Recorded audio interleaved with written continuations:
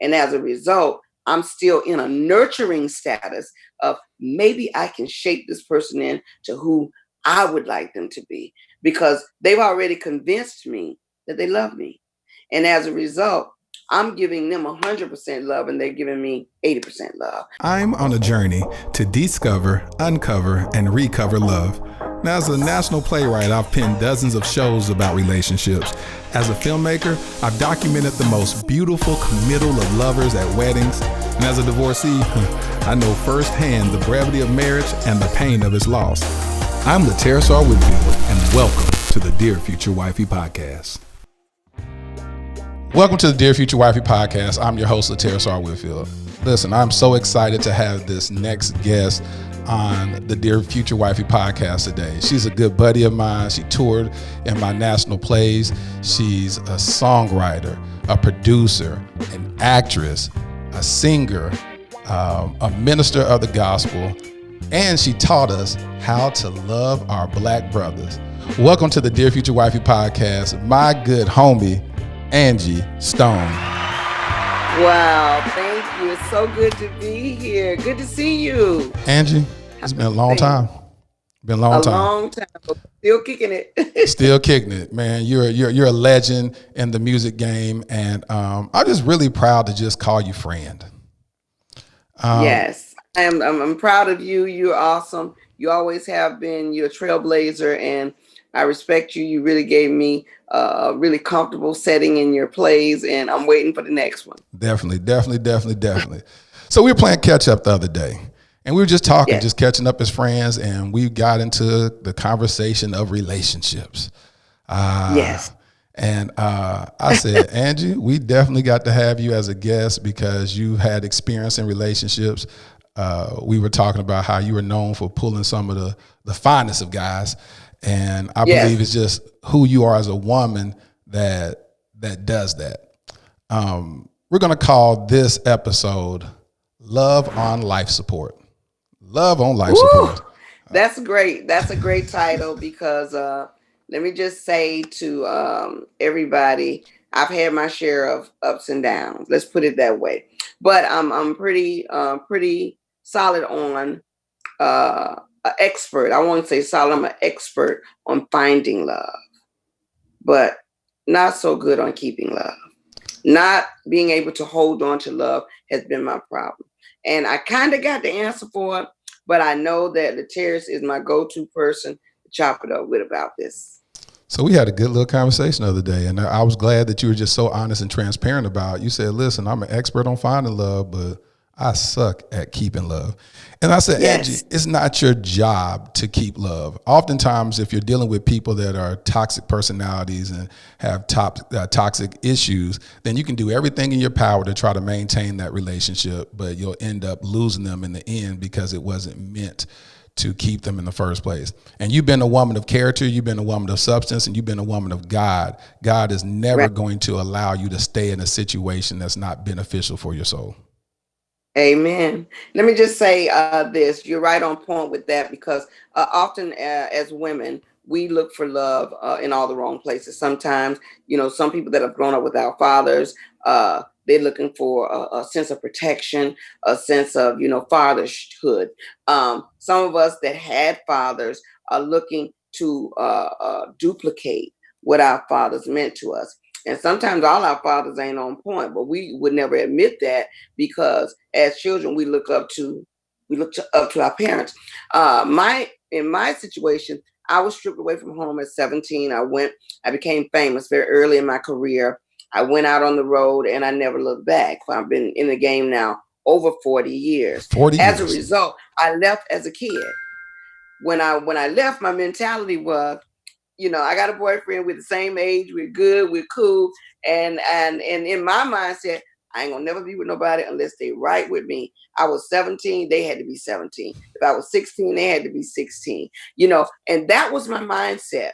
When I unfortunately lost the love of my life at 17 years old, I was thrust into the industry.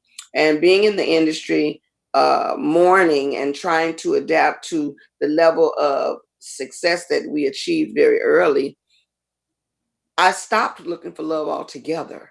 because the love of my life had passed away. I stopped looking for love. However, when I found love again, it was years later.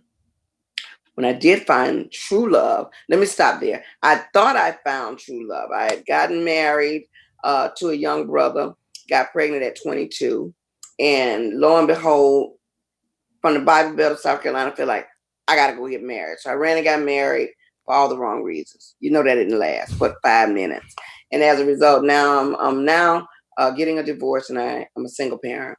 So of course, I was shying away from love, but I knew how to love. All I ever dreamed of was being the perfect wife, the perfect mother with a successful career. I love cooking for my man. I love making sure catering to my man and all of this other stuff, going over, above, and beyond. But sometimes as women, we get caught up with over loving, and that is called smothering.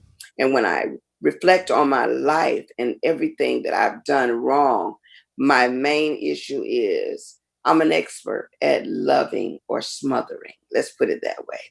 It's called mothering, loving, but smothering. And if you put that all together, it makes sense. Smothering is just loving overboard.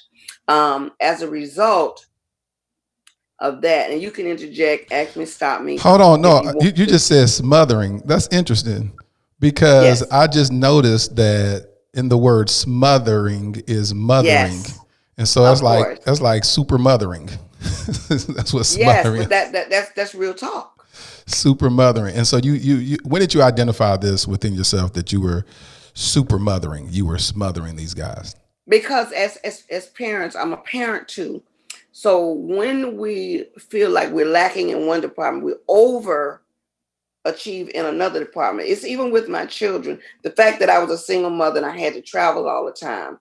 I what do you call them? It's the What? word I'm looking for. Oh God, when you do too much for Overcompensate? your children, you overcompensate, you do too much, you enable. Enable, That's the yes. word. You enable your children because you're trying to make up for the missing parent.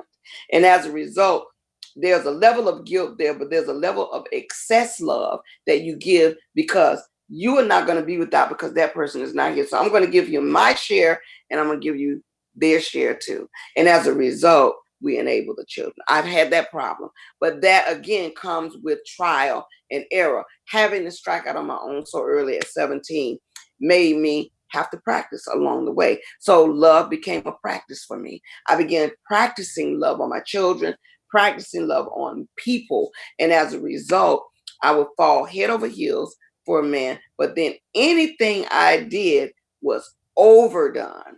Um, One of the greatest moves I made in my life was when I decided to fall in love with that sex symbol guy. I won't You call want his to say name, his name? but I loved him so much that people might call me crazy, but when you love unconditionally, there is nothing that you won't do for a person. There it And I is. found myself smothering this young man. He was 13 years my junior, but I didn't care because the love felt equal. And when you're in equal love, now mind you, when I started, I told you that I left home saying they had to be the same age. Well, how I got trapped and tripped up in that was because I always looked very young. The person that I fell in love with told me they were older than they were, so I believed them. And as a result, I didn't know that they were that much younger than me because they had an old soul and that we were equal. We were kindred spirits, and we just fell head over heels in love. So after the second or third year of that, by the time you really get the gist of, okay, wait a minute, you're this far apart, it's too late. You're too knee deep in love.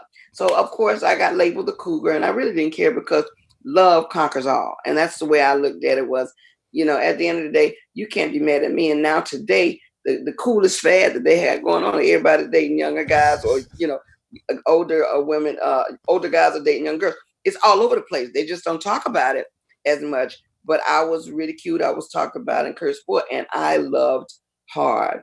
The reason I think I lost those loves, and I'm going to say this coming from a spiritual space, was not because they didn't love me, but because I had misplaced love. And so much so that I put these men before God. And when I did that, and I can say that openly now, is because if I gave half the energy to pleasing God as I did to please these men, I wouldn't be alone. You preached a sermon right there, Minister Angie Stone. If you put half the energy into loving God as you did for them, Yes. when did you come to that conclusion? Like, when did you come to this epiphany in your life? I came to this epiphany after I lost the love of my life. And then when I became celibate for 10 years. And when I found the next love, I said, I will never make that mistake again. But my heart is this big. So once again, I'm feeling like, okay, this is the man that God chose for me. I found myself so in love with the idea of love, I was doing it again. I was worshiping. I was so happy. And yet again, God said, I got to pop you on your hand because you're still walking a tightrope. And after 9 years of a beautiful relationship, it fell apart. And I had the wedding gown and had everything. We were almost there. But God said, not so. And once again, I was smothering. There was nothing I wouldn't buy. There was nothing I wouldn't do. There was nothing I wouldn't give. I mean, I just loved hard. It was just, you touch my man, it's on and popping. You get in my way, it's on and popping. And it was the kind of thing that I was proud of. I would boast about that love. I would let everybody know, yeah, look at me, we're happy. Don't you want this kind of love? That feeling. Um, So what made so that relationship end? I think smothering. I think they got so comfortable with the idea that yeah, I got her. She loved me to death. And at that point, a man, in my opinion, feels less than a man when a woman never allows them to be in control of that relationship. Love rules. And I believe the love I had controlled the relationship. And when a man wants to show a woman that, hey, I'm the king of the house, I want to be in control, sometimes we've got to fall back and allow them to love us the way that we love them. So And you it's like your love can't outdo my love. And when a man feels cornered like your love outdoes his, then he goes somewhere where he is significant in a relationship. And he'll take the lesser road out, the woman that is doing a lot less for him just because she allows him to show her how to love. And as a result, you become a problem and they become, okay, I want to go over here and I want to do this. So I realized and I lost that relationship to a woman of lesser character, of lesser self-respect. And I can say that because of the lifestyle that she led, uh, um, not judging her in any way, but in comparison to my characteristics and my drive and my energy and my purpose and my focus on God, I was that woman that knew God, that knew the right way to walk. And my problem was I loved too hard, smothering. so you felt And like you sometimes, go ahead. I'm sorry. no go finish your sentence. You said sometimes. Yeah, no. Sometimes we have to let go and really let God. And if I had put God in and allowed God to orchestrate my moves as opposed to me orchestrating my moves, it would have landed on a different planet. So you take responsibility for the demise of that relationship, I do. really, and I you take complete responsibility. And here's the elephant in the room. And we talked about this the other day. When I realized that age didn't matter, uh unfortunately I attract a lot of different men. right. A lot of younger men come from me, some older men, but mostly younger men because the cliche got out that she liked young men. So mostly young men try me. And at the end of the day, they follow the narrative of, well, I want to know what it is she got going on that he loves her or that he likes her so much. So I genuinely don't know if it's real or if it's Memorex. So when I decide to try this one or that one on for size, what I realize is I ran into a lot of opportunists. Yes. I ran into a lot of people that need experience. They want to grow up. They want to be able to just say, hey, I experienced that. I know what that feels like. I know what that is. And as a result, I'm still in a nurturing status of maybe I can shape this person into who I would like them to be, because they've already convinced me that they love me. And as a result, I'm giving them 100% love and they're giving me 80% love because they already have an agenda. And I realize that because the elephant again in the room is the age difference. One thing is I've experienced what they have not. So once they get the experience, it's like, okay, I can go try this out on somebody else. I've tried it more than once. So I'm a master at that part. I'm a master at love. I've tried it. But it's just when we get to that crossroads, okay, how do I stop them? How do I fix this? It's too late because you've done too much to push them away. And eventually they find love, and more than likely they'll take everything they've learned from you and they'll go get someone in their age bracket. You've taught them how to love. Yeah, you are loveless. I was talking to one of my good friends the other day, and she said that she seemed to be the person that always got the guy ready for his wife. And Yes. it sounds similar to you. I mean, how do you feel about that? How do you feel? Because you can build up a lot of animosity towards God to say, God, like, why would you use me as a stepping stone for the guy to meet his wife? How do you feel about that? Well, for me, I would never have animosity towards God because the rules are written. We already know what we're supposed to be doing. And God said, put no other God before me. And we elevate our men to gods. And what we do is we worship them with the Bible tells us that the man should be the head of the household. He says that he that findeth a wife findeth a good thing, meaning we have, once we join to a man, we have got to give the man the opportunity. One of the things I realize is giving him the opportunity to long for you, to reach for you, to prove to you that he is a king. Every man that I started out with, I only got them because I wasn't easy. I wasn't submissive. I didn't give in. I was a tough cookie, but I was always a sweetheart. And at the end of the day, their mindset was, I got to conquer. They Yes. had a spirit of, I've got to get her. Why isn't she checking for Checking for me? me. Yeah. What's the problem? And my thing was, if I had to go back to high school, there were a lot of girls in my high school that were having sex very early in their life. I was an athlete. So there was no way I was going to put myself in a position to not win a scholarship. I came from a poor family. So I ain't finna shack up with nobody, lay up with nobody, do nothing. So I was a virgin for a very long time. And as a result, most of the guys in my high school, good, bad, or indifferent, fine, gorgeous, not so gorgeous, all that, they wanted the opportunity because they knew if a girl was a virgin or not. Now, I don't know how they knew, but they knew. And they all like, I want her. I'm like, they don't get me.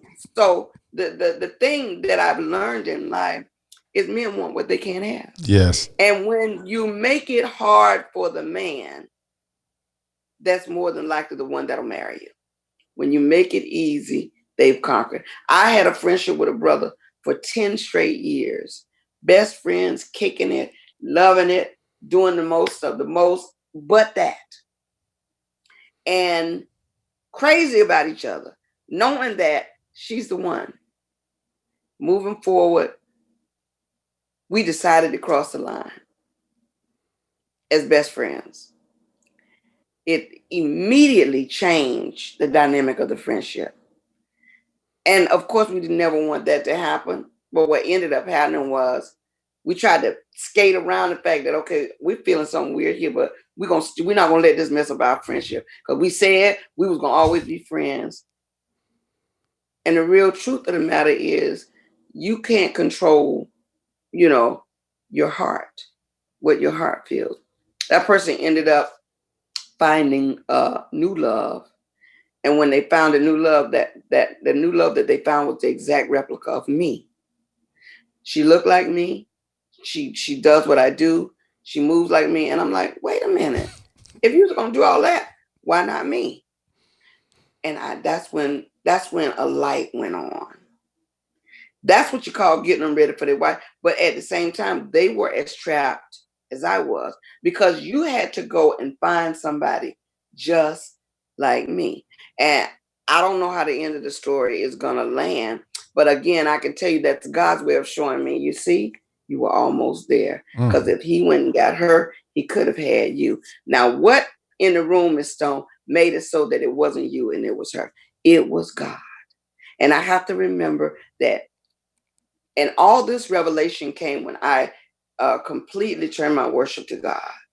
And now I don't hurt, I don't desire, I don't seek, I don't search. And 9 times out of 10, I'll find my husband because I'm not looking for him. I'm looking for Jesus now. And because my focus is there, we'll see what God's got planned. But I'm completely surrendering to him. I've surrendered all that to him because in looking for that completion, God's got to do it. I can't do it with my eyes anymore because my number one, the flesh is weak. My heart is overwhelming. I love too hard. I give too much. I'm an expert at love, just on not how to keep it. So I've got to trust God 100% at this point that the man he has for me will find me. And let me tell you something. You're such a Yes, dope, whole woman. And I've always known that. Like even times when, like on the tour, and we would sit down and talk, and yes, I was like, "This is just a really good woman. Like very giving, very nurturing. You want to make sure everybody is good. You weren't the person. I mean, you were the biggest headliners in the show, but you were always making sure everybody else was good. Everybody else had to yeah, be taken care of. yeah. Where did that come from? I just think early in life, when I was a kid in elementary school, there was a teacher. It was this one boy in school. His name was Larry Brown. I can shout him out. Now I don't know where he is in life, but he was the cutest guy in the school. All the girls wanted him. Everybody wanted to sit next to him in class. The thing about him was we all thought it was cute. He didn't think he was so cute. He didn't care about that. He cared about his schoolwork. He cared about focus. What I learned from Larry is you can't hear the roar of the crowd. When you're focused on whatever it is you're doing, you focus on that. I remember the teacher used to have each student pick up the test paper. And when Larry picked up his, I learned a very important lesson. The teacher made an announcement. She says, in my entire history of teaching, this is the first time I've seen a student pick up the papers and put his paper on the bottom. Most of the students that pick up their papers put their paper on the top. It was at that moment I defined that, you know what, it is better last shall be first and first shall be last. So what I did was made it a narrative in my life that I would never put myself above anyone, that I would always ride the low ball. And as a result, I learned that like in the fourth grade. I walked through my career knowing that, I was just as good as everybody else, but I did not have to propel myself. That when it was time for me to be recognized, God would propel me. And I realized that in my journey, I've watched a lot of people, I've assisted a lot of careers, I've touched a lot of lives. I've watched people touch their dreams and move way beyond me in their careers, from Mary J. Blige to Mariah Carey, about from D'Angelo, all these people. I was able to touch their careers. I never looked back and said, "Oh, well, why y'all didn't do this? Why y'all didn't look out for me? Why y'all?" I never did that because when I did it from a genuine place. And as a result, God said, "When it's your time, you'll arrive. I Yes. got you." So I was okay with helping these people. It also removed the spirit of envy and jealousy because when I moved with that mindset, it means that I trusted him. And I couldn't question anybody else's journey because what was for them was for them. And I knew that very early on. So when I think about the school papers where he put his on the bottom, I listened to the words of the teacher. First time in my career, someone put theirs on the bottom. And I said, you know what? There's favor in the bottom. And that's why I always play the bottom. So you said something earlier in the interview, which is so powerful. Just saying Hmm. that you're submitting to the season of your life and allowing God to bring the love necessary for you, or just on God's timing. Definitely Yeah. kudos to that. It's very hard for most people to actually reach this place of complacency, or I'm going to say complacency, contentment, because God wants Yes. us to be content in each season that we're in. Um, so in this season of contentment, what does that look like? What are you pursuing? What are the things that you're doing to keep you content and maintaining the will of God in your life? Well, the one thing that I have been doing in contentment is you spend a lot of time alone. Um, I would say for the last year and a half, I've been just put in a position, straddled in a position to have no one there but God. And when I submitted to that, it was when I could fill myself up. That's when they say, your cup runneth over. Yes. I was going to fill myself with the word of God. And as a result, I became stronger and stronger. Now, the enemy always knows what God's ultimate plan is for our journey. So he's always trying to throw us off our game. So I faced some trials and tribulations. And in those trials and tribulations, I had to bury myself in the word. I didn't have a man to run to. You got to remember, when we're in love and we lose love, we try to find love again so that we're not absent of love and we don't have no space in between. We don't give ourselves a chance enough to breathe, God, because Right. we are so busy trying to fill that void. Well, God said, you finna slow down. And I had to allow that void to expand so that there was no way on the right or the left, front or back of me but God. So I had to surround myself with the Spirit of God. And as a result, my contentment is knowing now that the only one I have, the man in my life, is God. So when I think about what somebody else is doing or what's going on with, I don't I don't get lost in nobody else's world anymore. I don't even think about ex and who they with and what they doing. It's like a block cord. God have shielded me. I don't even think about it, but I am still blessed enough to pray for them and wish them the best. Hope that this is the completion that they need to make them content. Because the factor is, without God, nothing ain't gonna last forever. Nothing gonna last forever anyway, but it certainly ain't gonna be a happy last forever without God. So I'm content. Uh, I've spent the last year launching Power Hour, which is my gospel teaching program on Instagram. You can find me at the Angie Stone. I used to do Tuesdays and Thursdays. I'm getting ready to break it down to just Tuesdays because I'm getting ready to move into another genre of entertainment and media for the people to pull in souls for Christ. This is the marriage that I'm into right now. I Yes. think when companionship is necessary for me, God's going to say, now that you are completely focused and you see what I was trying to get you to do in the beginning, here is a helpmate for you. And so nothing is. I will say that with all of that going on, everybody knows me as a singer, songwriter, producer, and all these things. Now everything that I'm doing is channeling those same areas, but with a different narrative. I'm looking for like-minded spirits, and the people that I want to help propel are people that are in position, ready to shoot and aim for Christ, and that that's what He's instilled in me. It doesn't mean that I'm against R&B. It doesn't mean I'm against anything, because I'll probably still do my music, but it'll be geared to an inspirational audience. But at the same time, the narrative for me right now is just being comfortable, being at peace, knowing that I found my purpose, and that God is, even after being in disobedient with the love that I did have, God has given me another chance to get it right. So I'm grateful for that. Like, I'm so glad that God has given me another chance to find true love. I want to ask you two more questions. I'm gonna let you go because I know you got a busy day. Okay. Question number one: how in the world did you practice celibacy for so long? A lot of Christians want to be celibate, but when you say stuff like 10 years, it freaks people out. So, how in Well, the world did you do that? well, the first thing that you have to do is, once you've made a couple of mistakes and your heart is broken, in heartbreak survival, you have to pull away from the flesh.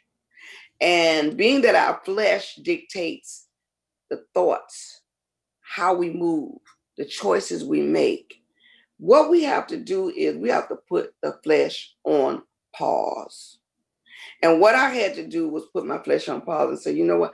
I'm not going to let this part dictate this part that controls this part. At the end of the day, I can't have no more headaches that bring on heartaches. So in order to do that, I've got to put the body on pause, because Yes. Were there moments where I was weak? Yes, because you are used to having your way. You're used to the idea that you can remember what it feels like to be loved, to Yes. have sex, to be embraced, to kiss, to you know what I mean? Yeah. You can still have companionship without fornicating. And when you move yourself away from the aspect of fornication, the reason I say that is because remember, let's go back to the earlier part of the conversation. I feel that ignore brings more.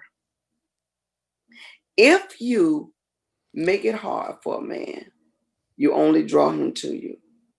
I have accumulated so many best friends in men. Like a lot of people don't realize this. Let me just give you a list. Mm-hmm. In the beginning, it was D'Angelo. We were best friends. Yep. Okay.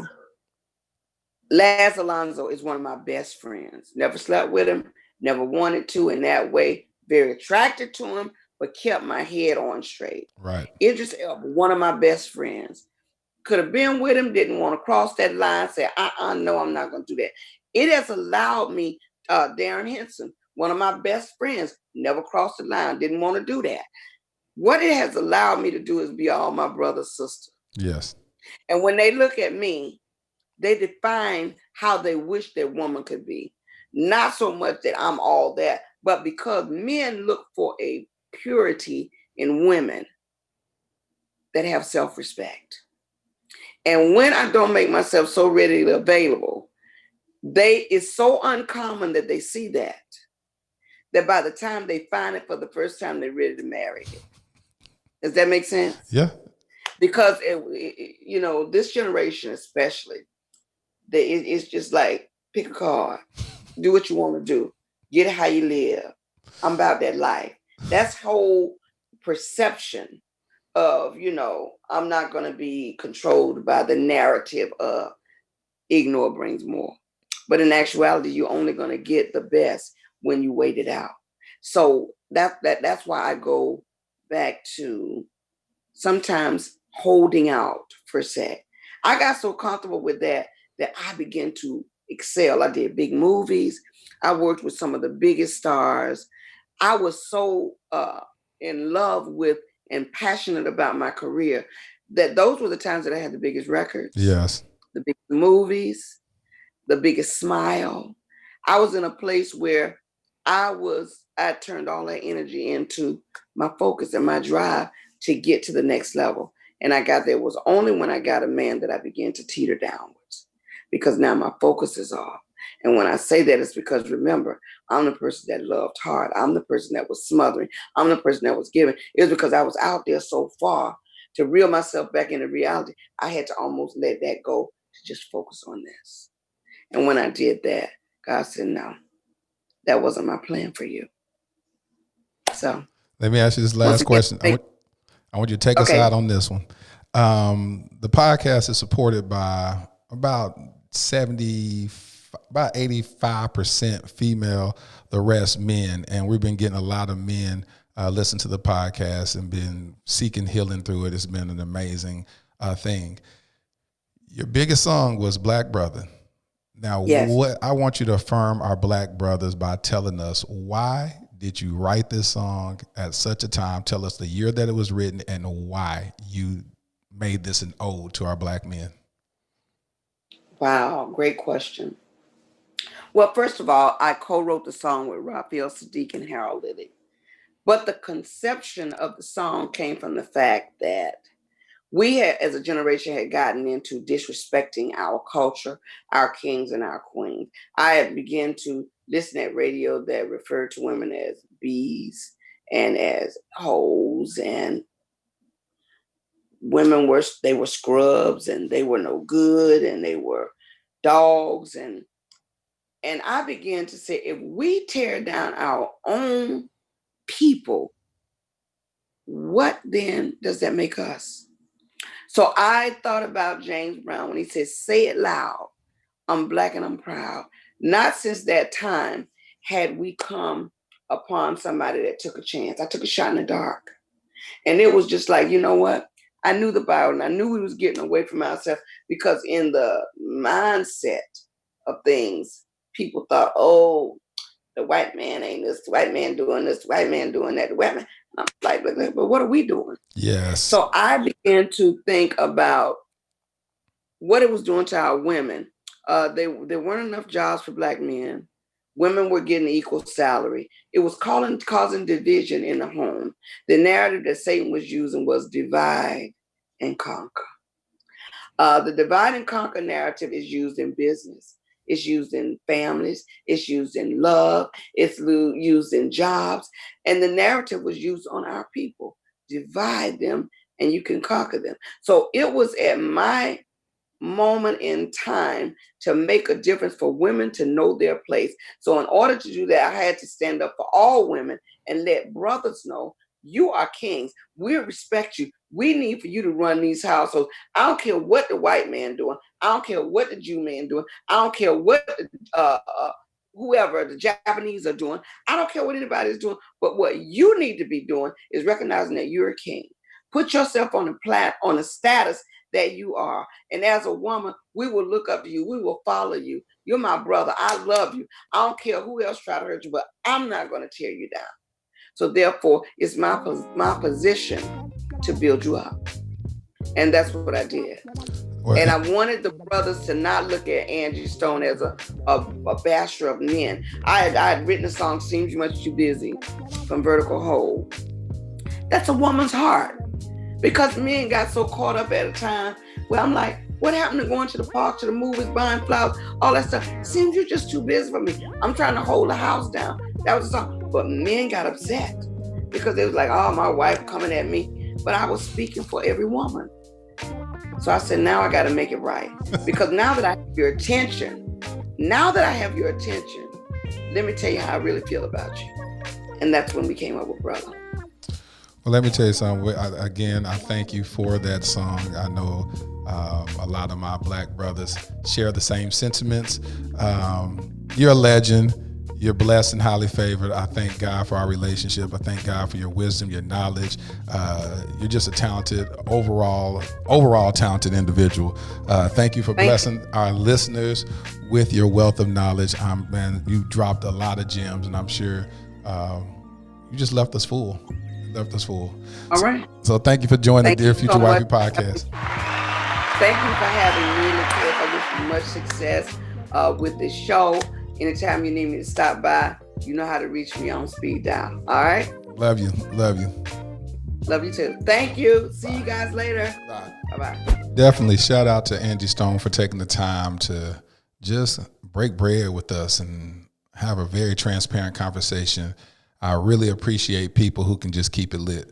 But this is one of my favorite parts of the podcast, is where I manifest my future wifey. Dear future wifey, I will resuscitate you. I know you have fears of fully surrendering yourself to me. You provided oxygen to previous lovers, but unfortunately, when you needed a breath, you were left hyperventilating. These painful panic attacks have left you with a bit of PTSD, preemptive trust, situational delusion. That inkling of insecurity will dissipate through hours of our conversation and the time I will invest in understanding and nurturing every hurt you've undergone. Every kiss we exchange will be mouth-to-mouth resuscitation to pump your heart into the dimension of agape love. Baby, allow me to resuscitate you. If the struggle becomes too great for my mortal being, I will hook you up to my Savior, G-O-D, the greatest operating defibrillator. Just breathe. Your future hubby. Thank you for listening to the Dear Future Wifey podcast. Remember, be lit, live intentionally and transparently, and don't stop loving. Make sure to subscribe to our Dear Future Wifey YouTube channel. We're available on Apple Podcasts, Google Podcasts, Spotify, and Stitcher. We welcome your support. Simply share our podcast with your friends and family.